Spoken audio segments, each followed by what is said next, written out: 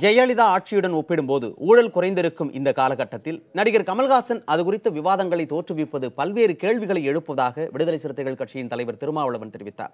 புதிய தலைமுறையின் வட்டமேசை விவாதத்தில் பங்கேற்ற அவர் இதனை கூறினார். ஒரு ஸ்கூல் அப்ரூவல் வாங்கணும் அப்படின்னா அதுக்கு ஒரு ரேட் இருந்துச்சு ஒரு காலத்தில், ஒரு கட்டத்தில். ஆனால் இன்னைக்கு அந்த அமைச்சரே, சம்மந்தப்பட்ட அமைச்சர்களே யாரும் அங்கே யாருக்கும் எதுவும் டொனேஷன் கொடுக்கக்கூடாது, எந்த விதமான கட்டணமும் கிடையாது, ஃப்ரீயாக நீங்கள் அப்ரூவல் வாங்கிக்கிங்க. அந்த மாதிரி இப்போ அப்பாயின்மெண்ட் கீழ் லெவலில் இருக்கக்கூடிய அப்பாயின்மெண்ட் ஆர்டர்ஸ் அதெல்லாம் ஊழல் இல்லாமல், லஞ்சம் இல்லாமல் ஏகப்பட்ட பேர் அப்பாயின்மெண்ட் ஆர்டர் வாங்கிட்டு போகிறாங்க. அப்போ நாம் என்ன சொல்ல வரோம்னா, இந்த ஆட்சி நிர்வாகம் ஒரு முயற்சி எடுக்குதுங்கிற மாதிரி இருக்கு. ஒரு ஊழல் அரசு.